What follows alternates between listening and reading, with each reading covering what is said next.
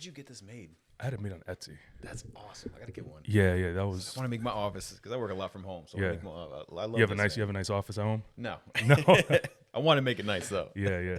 No, wife and I, we were kind of. I was like, listen, because you know how the show started, where I was going to people.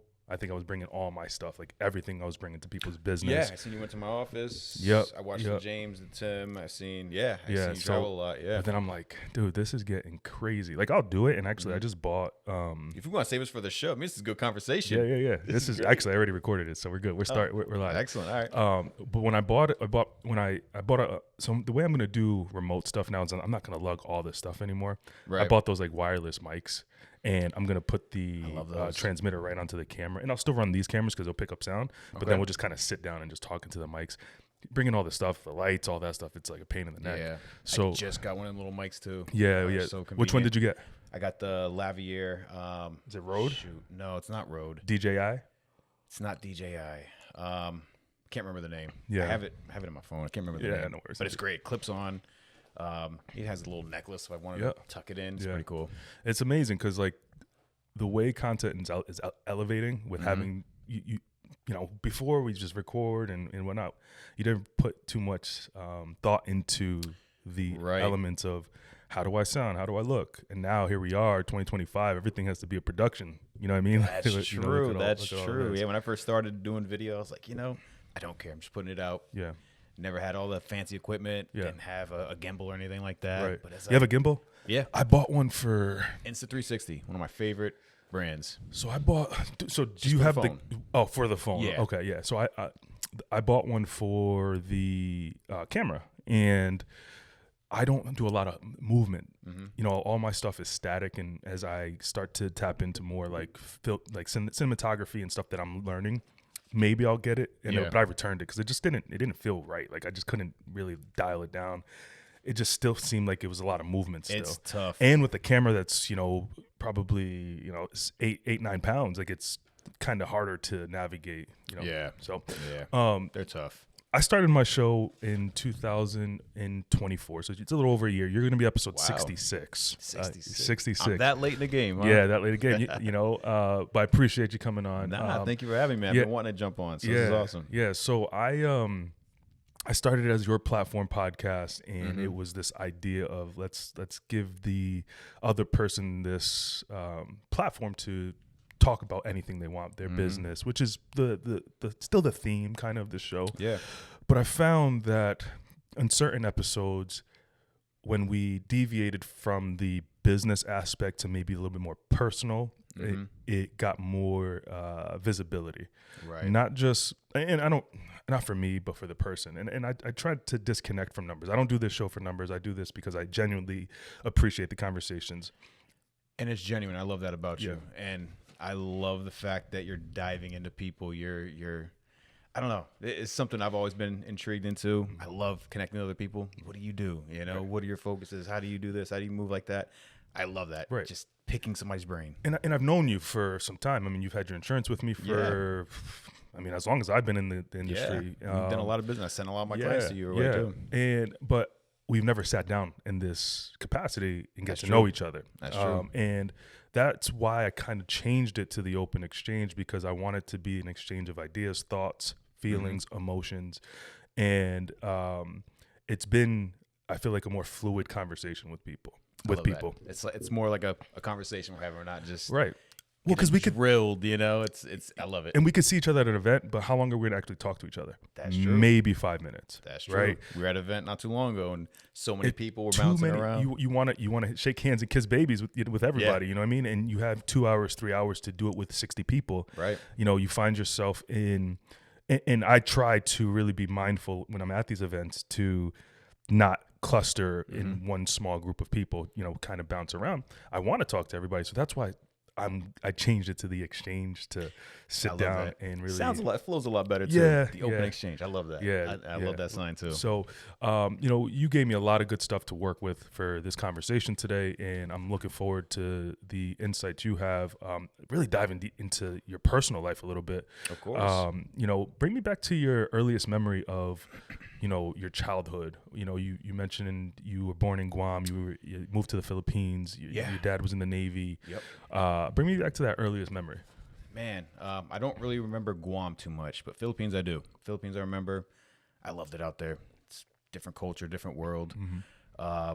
Father was working a lot, right? Always overseas, always at a war or something. So I was around my mother a lot, but then she had to work to support me and my sister. But I don't know. It was great. I loved it. Looking at that time, it was kind of tough, right? Being in different school systems every 6 months, right? Moving a lot, different states, different countries. But looking back at it now, I'm grateful for that. Yeah. I have so many experiences, a lot of stuff I do remember, Don't remember Guam, but I remember Philippines, and it was great. I have monkeys in my backyard, and it's totally different vibe. Yeah. Are you Filipino? No. Nope. So your parents are from America? Yeah. Wow. Yeah. Father was born in California. Mother was born in Virginia. Wow. Now, you, so how old were you when you were there? Probably I was in Guam for a couple years. I was in Philippines for a few years. So I think I moved to California around 6, maybe. Damn, California. So then what brought you to Connecticut? Probably was it another military move? Yeah. Wow. Yeah. So I was all over Southern California. I actually moved from LA to here, made a pit stop in West Virginia, stayed at my grandfather's farm for about a year. And then we had to get acclimated to get over here. My father was getting shipped to Groton. So I lived in Maryland for a little bit, finally got to Connecticut, lived in a hotel for a long time, just so we can get into the Navy housing. Yeah. So, yeah. That's crazy. So obviously that's got to be a little volatile in the sense of moving, like you said, schools, all of that. Always making new friends, you know. What's that like? Because that's very, I asked this, not more of like a crazy idea. Like my wife and I will always just, let's look at the real estate market in this state or that state. Yeah. But the biggest fear is, taking the kids away from their community where again, 5-year-old, 3-year-old, newborn, not that big of a deal. But once they get old enough, yeah. I mean, again, it was tough for me, right? I made a really good friend, and then all of a sudden we get orders to move, and I'm like, I got to leave them. So it's tough. But again, looking back at it, having those experiences, I'm grateful for it. But it was tough. It was tough. It wasn't easy. Yeah, you mentioned becoming the man of the house. Yeah. You want to walk me through what that meant? Yeah. So, came from California to here, different lifestyle. So I had to adjust, adapt. I mean, it's about 12 years old. My parents decided to get a divorce. So been with them up until 12. Once they divorced, I was always a mama's boy, right? Yeah. Love my mother. She, that's where I get my hustle and my grind from. My mother was always a hustler. She was a grinder. My father, I learned my self-discipline from because he was in the Navy, but he was gone a lot. But yeah, I love that man to death. But it was tough, right? They split up, and I decided to stay with my mother. So we ended up moving to Ledyard. So we went from Navy housing to some apartment complex in Ledyard. And it was tough growing up there, but it was one of the greatest parts of my life, though, Interesting you say you learned the grinding aspect. It's funny because I always think about, like, for me, I had single mom. I never met my dad. I did an episode about that a little while ago. And the grind that I have, the passion that I have, I always try to figure out where does that come from. And you just said something that I never thought of. It definitely comes from my mom because she worked as hard as she could and gave us the life that she possibly could to, be the best we possibly could. Right. What does discipline mean to you though? Like, because that's something I struggle with. Discipline is being consistent, doing stuff you do not want to do that's going to make you better in life, right? I'm huge into fitness, not the biggest guy in the world, Sure. but I would love to be, so I'm big into fitness, been doing it for the last 10 years. I hate going to the gym. Once I'm in there, I love it, right? I talk to people. I got friends in there. I go with my buddy. We hype each other up. But I hate going sometimes, but I discipline myself to do it. Nutrition. I love eating. You probably see my eating video. I love eating random foods, growing up in all these different countries. I'm always doing new things. But I love eating, but I really got to dial in, watch what I eat so I don't get overweight. You know, it's just being disciplined on doing stuff that I do not want to do. You know, what benefit do you see though? Like especially on the eating side and the fitness side. I've mentioned the book probably 17 times on my show, and probably 3 in a row. You're going to be the 3rd one in a row. It's called Outwitting the Devil by Napoleon Hill. Really good book. I like Napoleon Hill. I'm about to check that book out. You need to check it out because I've seen you got a good book behind you, Atomic Habits. Yeah, I go to that book probably 2 or 3 times a year. I've read it. It's a great book. Have you read Extreme Ownership? No. I highly advise you read that. It's a very good book. My regional manager told me to read that. He told me to read that, Grit, and then there's another one. Grit's a good one. that I need to tap into. Yeah. But Outwitting the Devil, it's not a religious book. Okay. It's not a book of theology. It's a book mainly for self-discipline.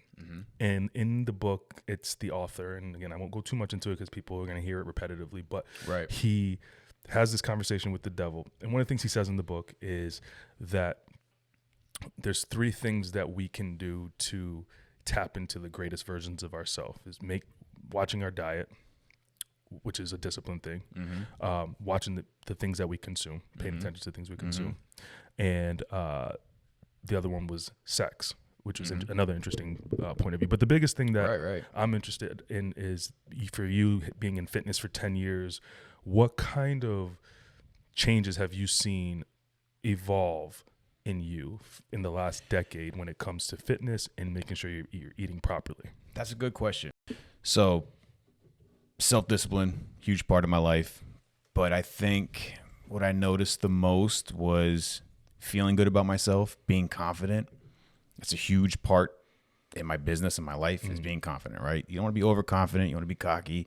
You don't want to be underconfident. You want to be just right there. So self-discipline just did everything for me. And it's not a trait. It's not something that's given to us. It's a skill. You have to learn how to do it. It's a skill. So being self-disciplined and being healthy, I feel great, man. I wake up every day. I feel good. I'm 39 years old. I feel great. You know, I don't feel 39. What's your day-to-day look like? What's the, like... Day-to-day, I used to be a 5 a.m.er. Used to get up at 4:30 in the morning, go right to the gym and do all that. That's crazy, bro. Yeah, it was. I would love to. Yeah. I did it for like 5 years. That's good though. I mean, because that right there, that's where your discipline started, right? That's 4 a.m. Yeah. You're doing it over and over, right? And, you know, I think the idea was put yourself through maybe hell, if you will, right? But you know, you do that, and all of a sudden, like, all right, I'm working out now. That's key. That's the baseline. I need to start working out. Exactly. But you did it early. Yeah. You forced yourself to do something a little bit uncomfortable. You know, I'm sure, you know, gets me energized, gets me going, and start my day early. When you probably started it, you were probably in a space in life where maybe, you know, you were out a little late sometimes. And I had to dial that back. Yeah. Bro, I hated getting up at 4:30. Sure. So I don't do that really much anymore. I'm like 6, 7 o'clock, right? Yeah. But I still get up. I go to the gym. I take care of my dogs. I get home. I try to get a good breakfast in me and get my day started. I like to be at my desk by 8. Sometimes I can start making calls by 7:45. Yeah. I think that's a good medium between that and 9 o'clock. But yeah, it all depends. Every day is different, right? I have a day full of schedules of showing properties and listing appointments or videos for content purposes for my business. But yeah, I try to get up around 6, 7. What do you do when you get derailed? I mean, I get derailed all the time, bro. I'm a squirrel, man. It's crazy. Like, and I'm thankful because I feel like I'm mainly a squirrel with this podcast and content creation because we don't see it though. It looks very good. I guess what I mean is like in my work, like things that I should be doing, I divert to this. Yeah. And I mean, right now, like I won't post this, but I should be working right now. Yeah. But this has turned into a networking opportunity, right? Which is great. Right? Yeah. But I do get squirrely, and sometimes the squirrel lasts for 3-4 hours where I'm just diving into things. Yeah, that's what I mean when I lack discipline. Yeah. What do you do when you get derailed? I'm not the best. I'm still squirrely. I'm still everywhere, right? I'm still. I try to be the best, but I'm far from it, man. But what I do is I'm gonna give you 2 things, right? Have you ever listened to MFCEO podcast? What was it? MFCEO. No. So I learned a lot from, his name's Andy Frisell. I learned a lot from him in business, right? I've always been an entrepreneur, but he has the #1 entrepreneur podcast for the last 15, 20 years. I started listening to him, and he kind of opened my mind up different areas of life and what I should be doing to help dial myself in when I get a little squirrely, as you put it, right? I make a power list. Power list is what he calls it, but I just got a little book, and I do like 5, 6 tasks every single day. I try to do it the night before. I have to wake up. I have to get these done, right? Once you check them off, you feel great at the end of the day. You got to get them done. And I try to, when I do get off track or squirrely, I got to revert back to that task list. Wow. All right, I got to get it done. So let me dial it back because I got 88. Who doesn't have ADD, right? I'm everywhere. Yeah, right. And then another thing that really helped me in life, I think 2018, I tried it for the first time, 75 Hard. Have you heard that? No, no. Well, yes. I've recently just heard that. Yeah. So that's from him. Okay.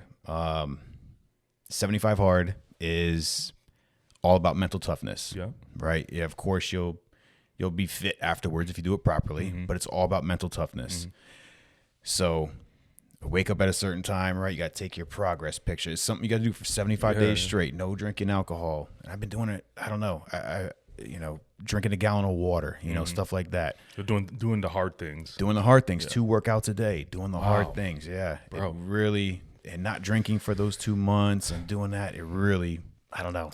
Yeah, man. So when I get off track, sorry to cut you No, off, but just to answer your question, when I get off track in life, do a 75 hard. Yeah. Just for 75 days straight, you realign yourself. Yeah. It's been one of the greatest benefits I've had. Yeah. So back to that book, the devil head says in the book to the author Napoleon Hill, where he goes, what we intake for food, we naturally go to like comfort food, fast food, processed food, sweets, things like that. And what we don't really realize what it's doing to us mentally, it's keeping us off track of what you just said, these 75 days of just putting myself through hell, if you will, 2 days working out 2 days, making sure I'm eating well. Yeah. What was day 1 like of that? And then what was the difference on day 75 and beyond? Day 1, it wasn't really a tough transition until your weekend. Once you're weekend, you're like, oh my gosh, like I miss that. You know what I mean? Yeah. I haven't ate fast food in years, but I still mess up a lot, you know? Yeah. But it's once you're a weekend and you're 30 days in, you're like, oh my gosh, the 2 work, it's just, I'm sore every day. And then once you get 50 days in, it's, it gets a little bit easier, right? More acclimated. And once you get to 75, got to a point when I completed it, I'm like, great. I felt great, right? I'm going to go drinking the next day. Yeah. I'm going to go eat that big old pizza. Right. But I didn't, right? The next day I woke up and I'm like, man, I really felt lost. Like, what do? I don't want to resort back to those bad habits. Should I keep going? So I kind of felt, I don't know, sad in a way. Like, so I just kept it up. I've been doing a gallon of water every single day for the last 10 years. And I try to keep up the good habits. That's amazing though. 'Cause that right there is a testament of what life is, right? It's never going to be easy. I think that people have this, and I hate just generalizing.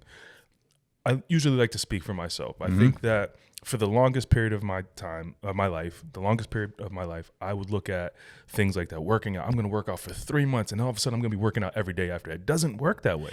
You have to, the mindset that you had to start working out, you have to continue to work out and continue to do it. Yeah. That's not going to, you're not going to just be like, all right, sure, you're going to feel great. Like you're going to look good. You're going to feel good, but you're still going to have like, I kind of don't want to work out today. And that compound effect of going from 3 consecutive months of working out to 1 day off compounds the other way really fast. 100%. Very much like the Atomic Habits. Like it's a just mindset of get 1% better every single day. And that's kind of, I love how you said that. But that's not me. I didn't coin that. James Clear. That's where I came from. Exactly. I live by that. Ever since I read that in that book, I actually took a clip of that shot and I put it on my social media, and it comes back my memories, and I always revert to that. Be 1% better every single day. Yeah. What's that mean to you?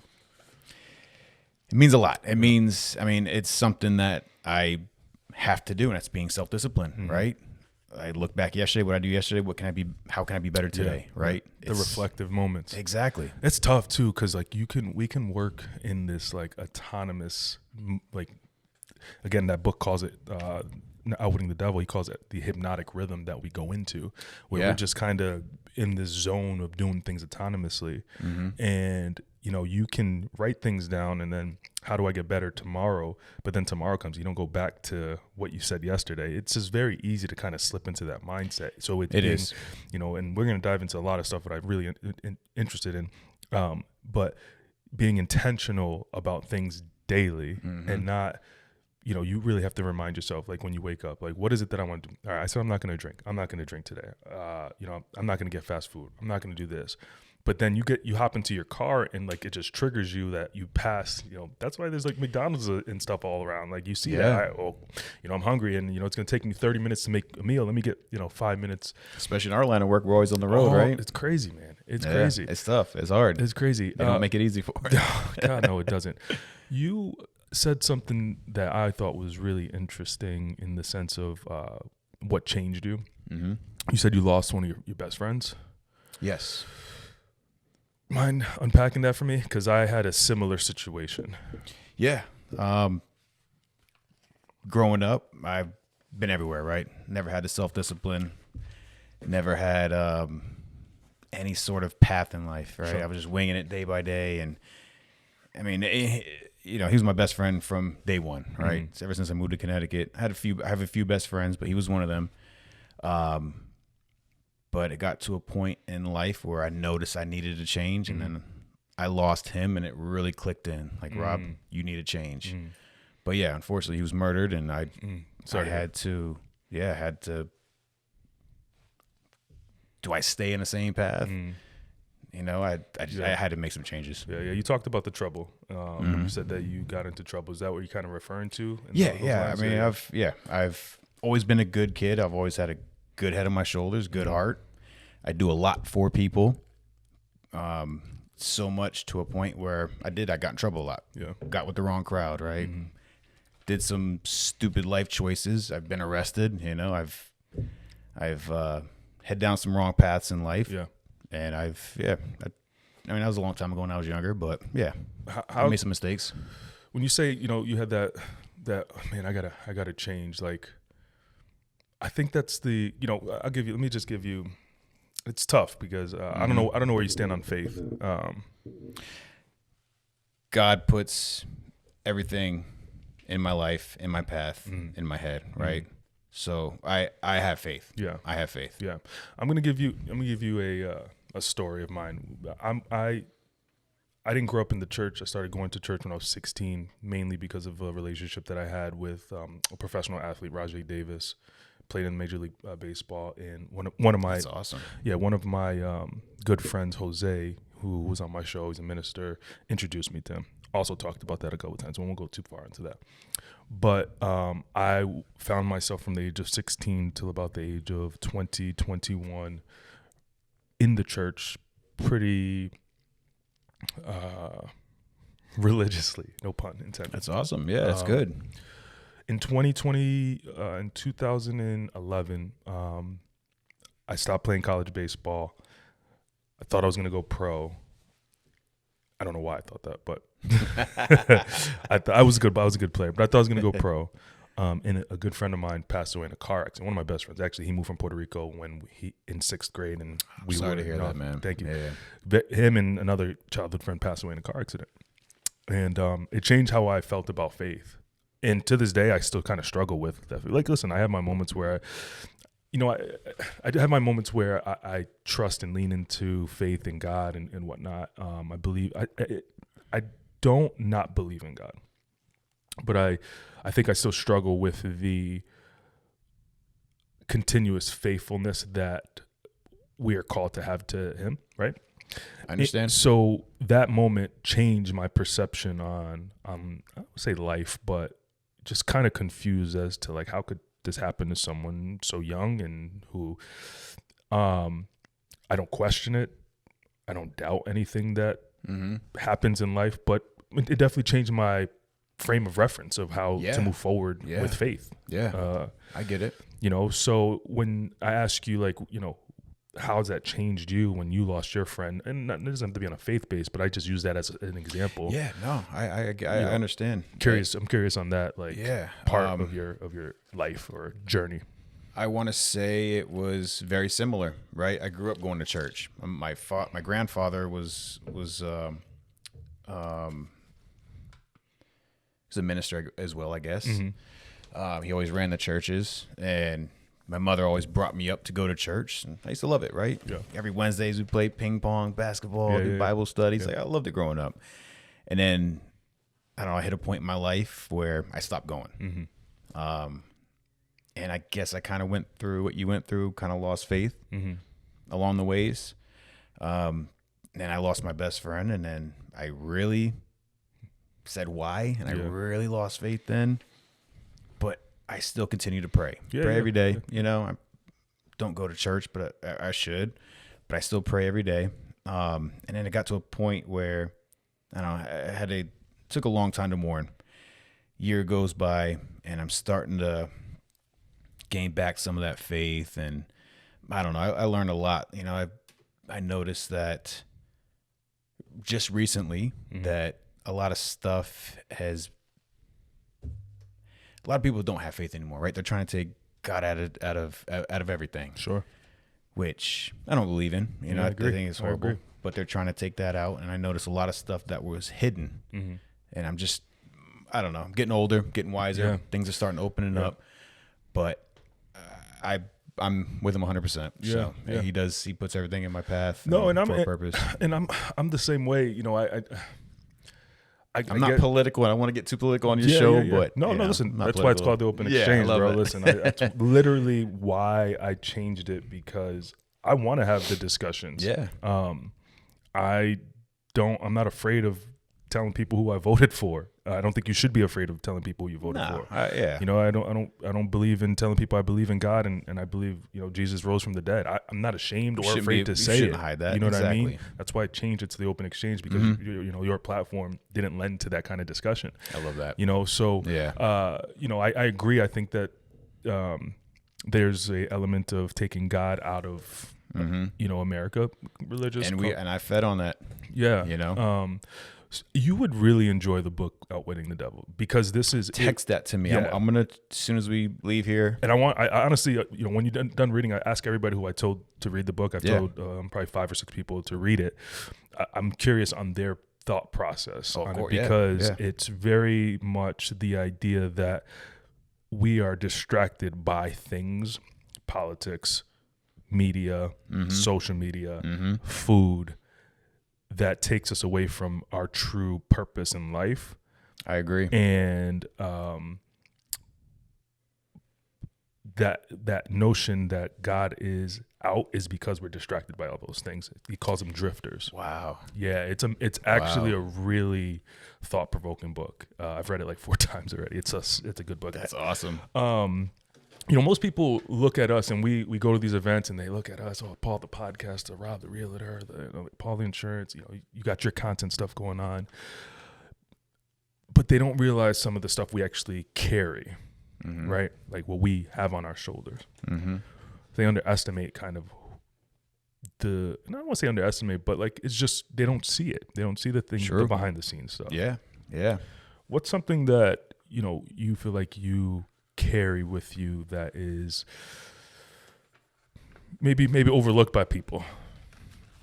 I mean, that's a good question. You're right. People don't see the background. People don't see the back end of things, especially us being men, right? Right. I was growing up, I was pretty much taught to not show feelings. Don't do this, don't do that. You got to be a man. You got to, just push forward pretty much. What we carry as men, and people underestimate. And again, I don't think people underestimate from a judgment standpoint.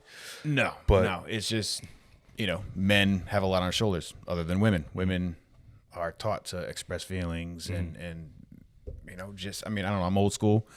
I was taught not to express feelings, never cry, always push forward, which yes and no, I bottle things up, Sure. But it is what it is. I have a small family. It is what it is. But I mean, I don't know. I guess there's good and bad aspects of it. It taught me how to be a good leader. Yeah. It taught me how to just push forward in life. I mean, Yeah. I don't know. It's a tough one. We do have a lot on our shoulders. I think I think you said something earlier that I think every man struggles with is the wanting of more, to doing more, achieving more. Yeah.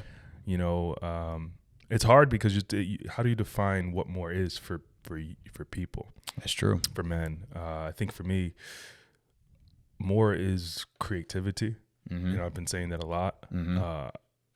You know, I don't look at this as success. Mm-hmm. I don't look at money as success, and I think for the longest time I did.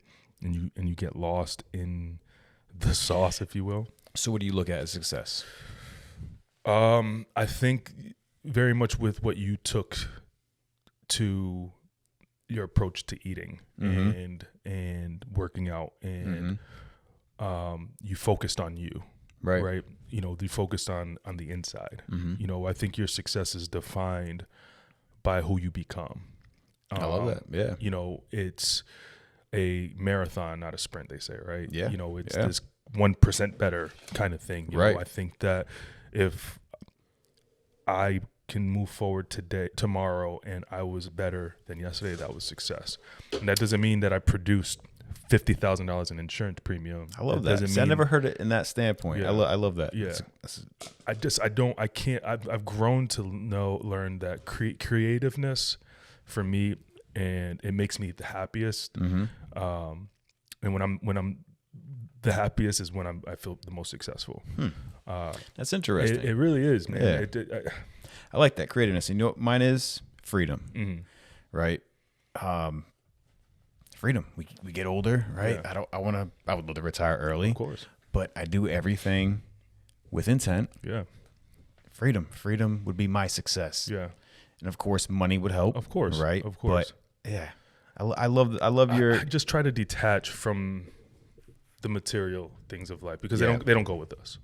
They don't go with That's us true. at all. You know what I I mean? love my nice shiny things, but I agree. I agree. But I do too. Like I said, I'm very proud of everything that I have Mhm. and everything that I've achieved. You know, I've worked hard in earlier stages in my life when I was in my 20s and very ambitious. And, Mhm. you know, I feel like sometimes somebody called me overly ambitious when I was 23 years old. Shout out to Charles Reynolds. Wow. Hope you listen to this. He called me overly ambitious, and I looked at him thinking like, nah, man, like that, you know, but I kind of understand that mindset because Mhm. while what he was saying at the time was when I was transitioning from, I was working at Sprint Mhm. and I was trying to figure out what I want to do in my life. I don't want to work in retail my entire life. Right. So I took a job at Enterprise Rent-A-Car. And that was like the career trajectory for me that landed me a job in insurance Where at? in London. I knew you looked familiar. Yeah. Because I used to always be there. Yeah. I knew you looked familiar, Yeah, so New I know we London. met prior Yeah, to. yeah. Okay. Yeah, New London, and then also I did Groton a little bit. Yeah. But I rented from both. yeah. Gosh, that was a while ago, 2013. Yeah. So 12 years ago. Wow. But when you know, so it launched me to where I'm at today. But I think that in your 20s, in my 20s, I would say I just looked at life as the more money I make, the more happy I'm going to be, the more successful I'm going to be. And that's not the case, man.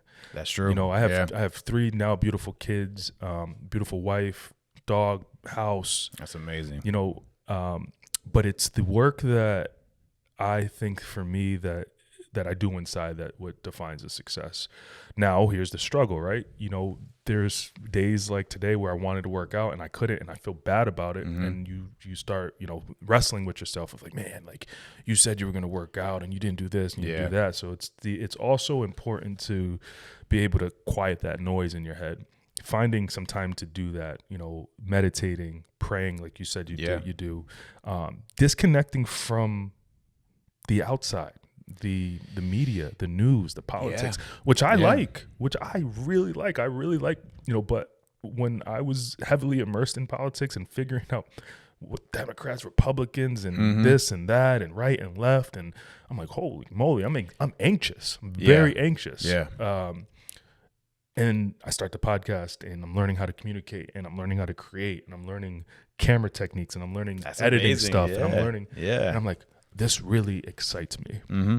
So again, the success for me, I think, is just constant growth in different areas that's not just monetary. I love that. Yeah, man. And this is gonna grow. I can see it, man. We'll see. This is We'll awesome. see. We'll see. I love the new setup. We'll see. I love the Yeah, vibe. thank you. We'll see. I love this. Yeah, we'll see. You saw a couple things that I'm always interested in how people block out noise. We just talked about politics, right? Relationships were on the teetering. Relationships were teetering.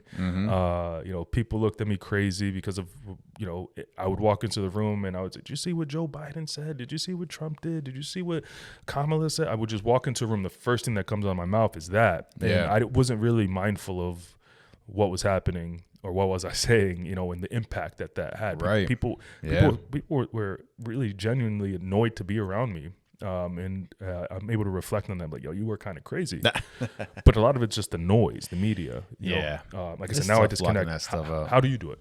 Like, are you mindful of it? You mention intentional. Like, is that something that you're really like doing? I mean, I catch my nightly news. I have to keep up on what's going in the world. You have to, right? Yeah. It's Even though a lot of it's not true. Right. I try to think the opposite. Yeah. But I mean, our news actually comes from the social medias, the TikTok. It's right in front of us. That's where the real news comes from. Yeah. So it's hard to really like silence that stuff. I mean, being in real estate, I got to know what's going on, Yeah, right? I of got to course. know what's going on with the stock market. I got to know what's going on with the housing market. Yeah. Everything comes into effect. Yep. Insurances, you know what I mean? So I can't really say I'm disciplined to a point where during the day I work. I work all day, even on the weekends, right? Got in this business thinking, freedom. Yeah. Make my own schedules. That's not the case. But you're busy. That's right? not the Yeah, case. keeps you I'm going. working Monday through Monday. I was gonna say Sunday, but Monday through Monday, I'm working every day. I'll try to take some time off here and there, but I love working. I love the grind. Yeah. I don't really turn everything off. Even when I try to sleep, things are still going. But that noise is always there. You know? I think it's so. Like, I've gotten to the point, like I was just saying, like, now I'm like, I don't turn the noise off either. Like, I'm still in like 100%. Once we're done here, I'll sit on my desk. I'll throw a political podcast on, a business podcast on, just to kind of hear what's going on. Yeah. But the thing for me is that I'm actually gonna do a vlog style journaling. So the video style. I'm gonna do it right on my front porch. I have my mics. I'm just gonna put it on my channel as like just kind of my thoughts of this. And one of the things that I'm gonna talk about, and I won't do too much here because I don't want to give it all away, but is just the echo chambers that we are in. Right. Of course, anybody who has a strong opinion on one narrative or the other comes from the echo chambers that they're in. Right? Okay. And so I'm going to do a little bit of that. But my thing is that you have to be able to detach the emotion from it. So, my opinion. Yeah. If you can read this and say, for example, right now, like whether or not the decision to deport this so-called the citizen, whatever, who is a MS-13 gang member or not a gang member or a human trafficker or not. A lot of that, there's such a divide on the topic, right? There really is, and there's a divide with every topic. Yeah. It doesn't matter what topic it is. If you're on this side of the echo chamber, that's what you believe. And there's an emotional piece to it. I've been able to detach the emotion because when I was involved in so much politics, I was listening to pretty much every political show for hours and hours a day, reading everything, trying to confirm my bias based off of these understandable, but I was doing it with the emotion attached to it. Wait, what do you mean Joe Biden's going to print more money? What do you mean I have to take this vaccine that you're mandating through OSHA? The emotion that was attached to that was what I think drove me and my relationships away. And now I can see that. Now I'm at the point where I'm like, okay, I can still have these opinions, but I don't have to get so flustered, because at the end of the day, I can only control so much.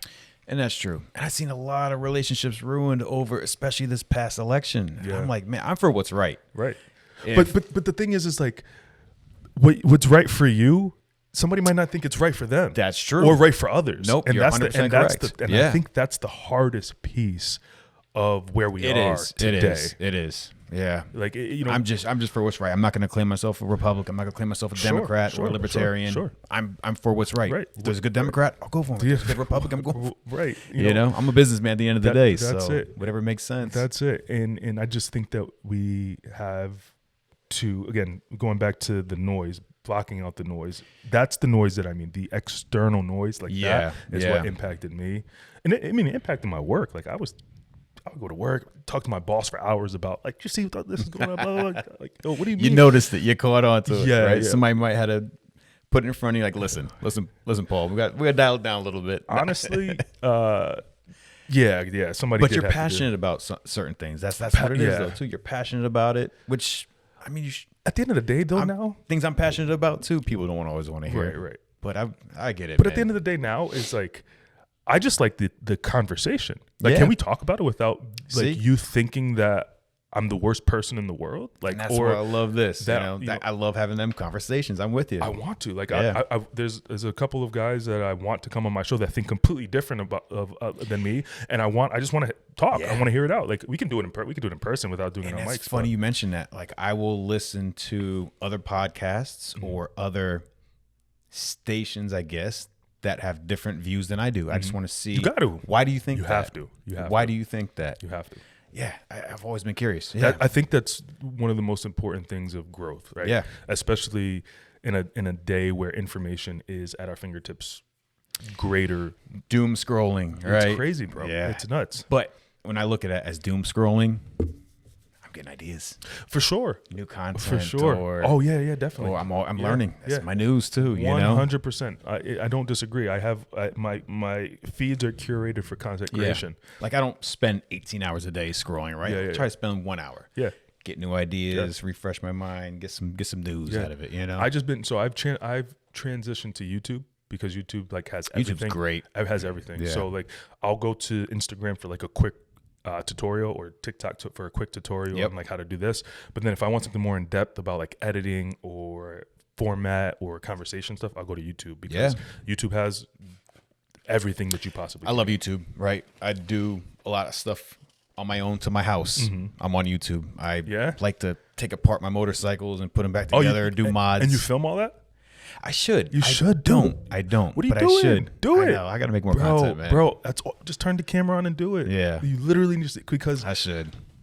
I'm telling you right now, there is. So I'm following a lot of different YouTube channels and a lot of different vloggers who've been in the game for a long time. In this market right now, the way the algorithms, it's just going to take one video, depending what your strategy is and what you want to. They don't go off followers anymore. No. It's about subscribers are going to be dead. It's obsolete. I mean, it's going to be. It already is because like back in the day, Facebook would be like this chronological. Even Twitter, when I was on Twitter, when I first got onto it, I used to use an app called Tweetlogics.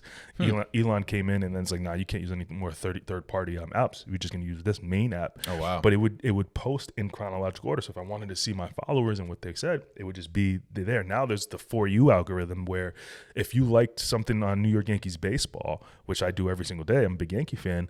Now it's just going to show me pages of that I don't even follow. It's insane. It takes, but you should really, I mean, anything that you're doing, like take your phone out, camera, whatever it is, man. I do got a lot of content on my YouTube channel, but it just hasn't grown like I want it to grow. So I still got some tweaking to do. Yeah.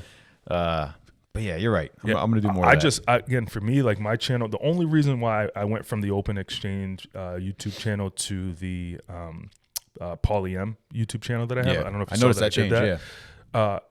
I had almost 700 followers on my subscribers on my Pauly M one, and it was based off of a couple videos that I did when I was 18, 19 years old. I have videos up there playing the piano.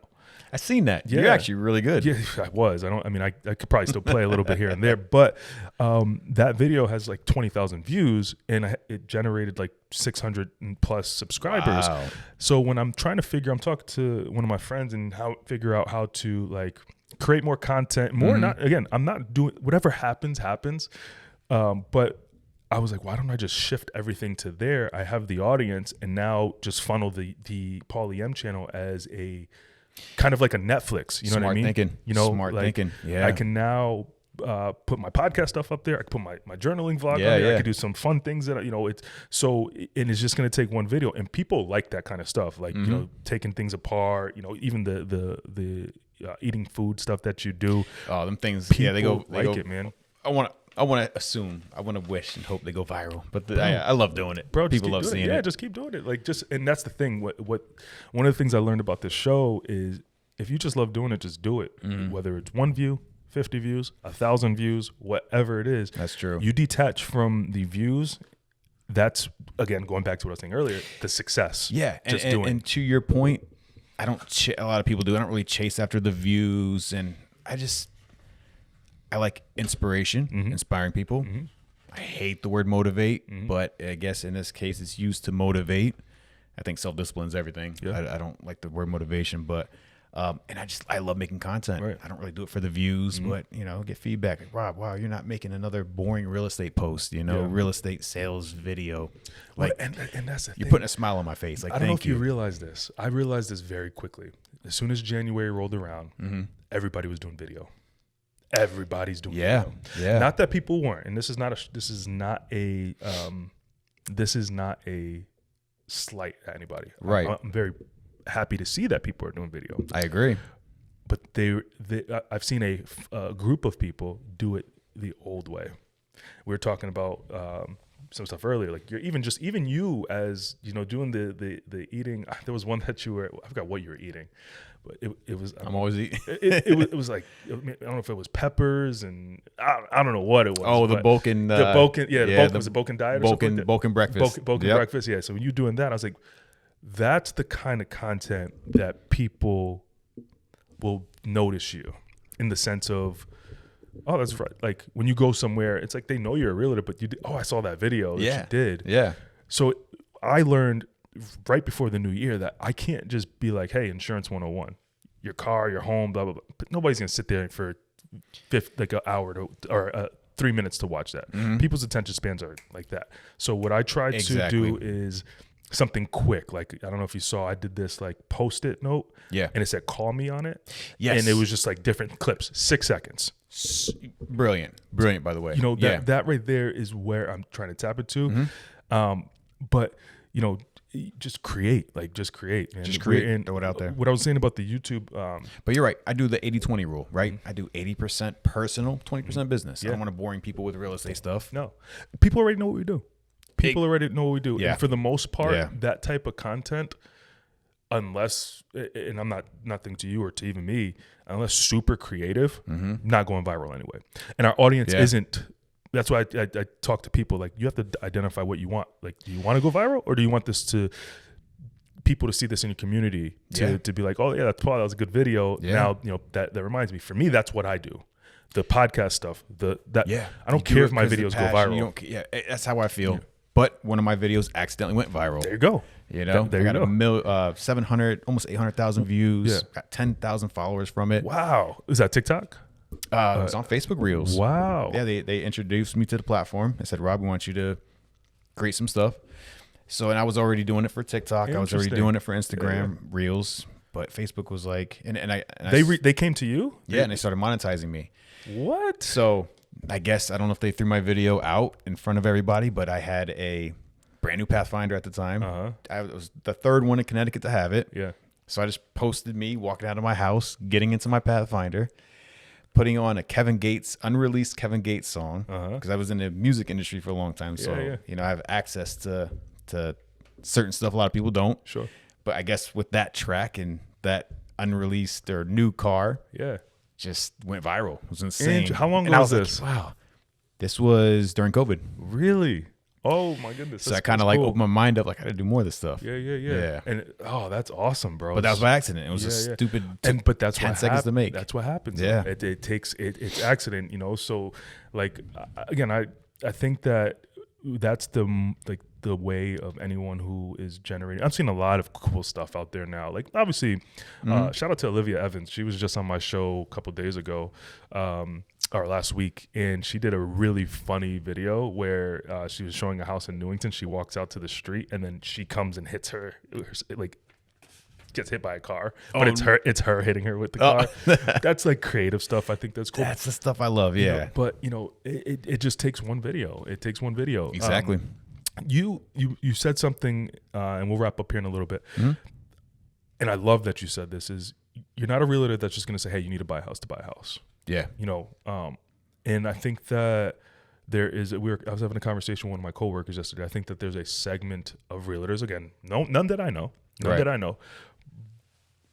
some that I've come across through a referral network, not necessarily like if I got a referral from the mortgage company, their realtor I didn't know. Yep. But I was looking at that scenario as like, wait, why are you buying this house right now? It's super inflated in costs. Your mortgage, not one to spend anybody's money. Mm-hmm. But I have friends who were going to buy a house, and it was a $475,000 house, townhouse, 900 square feet, 3 bedrooms, for like almost $3,500 mortgage payment. And I'm like, dude, like, is your realtor like coaching you through this? Is your realtor saying, hey, rent for a couple more years and save on that interest? Yeah. So I love that you said that, because it makes me happy to know that realtors are also consulting in the right way. There are some pushy, I don't want to be that slimy salesman, right? There are some pushy realtors, and a lot of us are trained, mm-hmm. right? Get your first brokerage. You're trained to push that home ownership. Yeah. You know, it's not typically the best thing for people. Right. Some people, it's better to rent. You know, it depends on your lifestyle. And what do you think is happening now? Like, what's outlook like for real estate? I mean, the market, is it still kind of the same? It hasn't changed since COVID, man. Once COVID hit, I mean, a little bit before COVID, there were multiple offers on homes. But once COVID hit, it really struck. Yeah. It hasn't changed much. The market's been hot. The reason why I bought this house is because of COVID. Like, yeah. I was not able to sell the other house without buying this house, man. It's tough, man. And Connecticut is the only state with the lowest inventory in the whole entire country. Mm-hmm. We had the lowest inventory out of all the other states. It's insane. I'm seeing a spike in Norwich. You know, hopefully we get more listings and stuff. But the crash that I thought was going to happen hasn't happened. I don't see a crash happening. You don't see a crash happening? No. But I saw this thing the other day. Because we have no inventory. If there were inventory, that'd be a different story. But what about foreclosure? Like a foreclosure class? Because I saw something that there was like a significant amount of people who were behind on mortgage payments. I mean, I'm seeing them a little bit more. During COVID, I saw none. Yeah. You know, there was nothing available. I'm starting to see them a little bit more. Mm-hmm. But, I mean, I guess people that bought a while back are starting to get a little bit more upside down. But, I mean, it's... Yeah, a while back before. Like, I mean... Exactly. We got 2.7, I think. 2%. Wow. 2.7. Wow. Yeah, it was... Free money. Yeah. We're like, you know, so that's amazing. It's working out. Hold that. Yeah. I mean, it's a brand new house. And that's another thing. Like, I'm not going to advise you to leave. You're locked in. I mean, unless you really have to and you really want to. Right. You know, I'm here. There's no chance. I mean, really, just for the land that we have, the house that we have, we host people. That's amazing. Perfect. You know, for us. We plan on being here for a long time. That's awesome. You said that life is, you defined this season as your life as becoming. Yes. Okay. We're going to close with this. What's that mean? Becoming. I really had to sit down and think, man, and that word just really struck with me. It's not starting over. Mm-hmm. It's not ending. It's stepping into with purpose, right? Mm-hmm. Becoming, always evolving. I'm always evolving. I'm learning every day. Yeah. I can never stop learning. Especially in this industry, you know, a lot of people, I know everything, you know, insurance, I know everything. No, you can always learn. There's always new techniques, new technologies. I'm always evolving in life. That's just how I look at it, you know? Yeah. If there's a point in your life that you could relive, not change, relive, because you enjoyed that part of your life, the feeling of your life, what point would that be? My childhood, man. Your childhood? Childhood, 100%. I mean, you see all these nostalgic videos, right? It's like, man, I really miss not having a cell phone back in the day, riding in bikes and street lights come on. Yeah. But I love where I'm at today. Yeah, you know, I work hard. You know, I want to end my life really good. I want to be known as something. I don't want to be known as something negative. I want to be positive to my community. Yeah. But man, I miss my childhood. Yeah. What do you want to be remembered as? Something positive. Just Yeah. that's a good question. Yeah. I mean, Do you journal at all? I don't. You know, I don't. yeah. I used to, Mhm. but I don't. Yeah. Yeah. And that's something I should pick up on because one of my friends does it. And he said it's been great for him. Yeah. I've been doing it a little bit. How's that go for you? I've been using it on Notion. So I think for me, like because I could type really fast, and when I type really fast, I can think really fast. Okay. And I feel like for me, that helps me get more fluid. Yeah. In what I say. Because writing, like I like writing. I actually really do like writing, but it's just like, hand gets crampy or whatever. But I think for the most part, I use ChatGPT to give me like these 45 days of journaling entry prompts. So it's like a different one. So the one the other day was write a letter to your future self from 1 year ago. Oh, wow. From 1 year from now. So I wrote a letter to myself that it's going to pop up in a year and I'm going to read it back. That's amazing. Yeah, See, yeah. I love that. Yeah. So I remember doing that as a kid. Yeah. So I'm going to, so far so good. I mean, I've done probably like 10 and I always write. Like I always do but I go through spurts of months of not doing it. So It's I try good for to, you, though. Good for your brain, good for your yeah. mind. That's something I should do. I used to be really good at writing, so I should. Isn't it crazy how AI is just taking over? It's insane, especially in this business. I think of AI as a tool, though. I don't even think of it as a takeover. At least not yet. At least not yet. Yeah. But I agree. I use it a lot in my business. Yeah, it's definitely. And again, there's a lot of things that AI does that I've used, and I'm like, wow, that's crazy. Yeah. But I don't see it in our lifetime being something that's going to eliminate us. In my opinion, I don't think so. Not yet. I would hope and if not. it does, I mean, it would. I think it would just continue to make things easier for us. Yeah. And things. I can see that. So I think Elon Musk said, people are afraid that it's going to be something that's going to take the jobs, but it's just going to make things cheaper for people. Yeah. I guess we'll we'll see where it see. goes. Yeah, But yeah. I mean, that would be hopeful. Yeah. 2 minutes left. Yep. Where can people find you? Any last words you have for listeners? Rob Wallace, RE on everything. I'm on TikTok, Instagram, Facebook, YouTube. I have a website, robwallacere.com. But I don't know. As cliche as it sounds, do find your purpose, right? Your wants, your goals, your dreams, put that into action. It's one thing that I wish I did a lot earlier in life. If I were to go back, I'd tell myself, save a little bit more money, but just put that plan into action. As cliche as it sounds, man, Sometimes the most cliche things are just the most basic things we need to do. That's true. Sometimes you got to bring it back to the basics. That's it. Yeah. Putting things into action.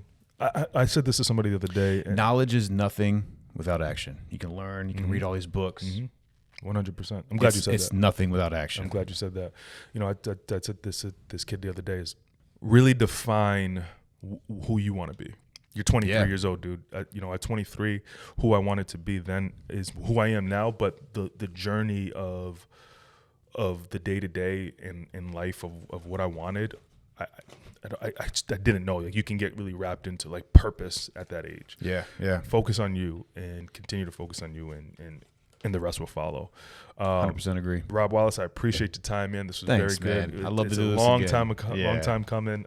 This is awesome. We'll get this out, and because I think it's important just to have these conversations. I agree, man. This is good for both of us. Yeah. You got my mind thinking and going good, out too. good, So I good, love it. good. I love it. Appreciate it, bro. Yeah, Thanks. man. Thank you, man.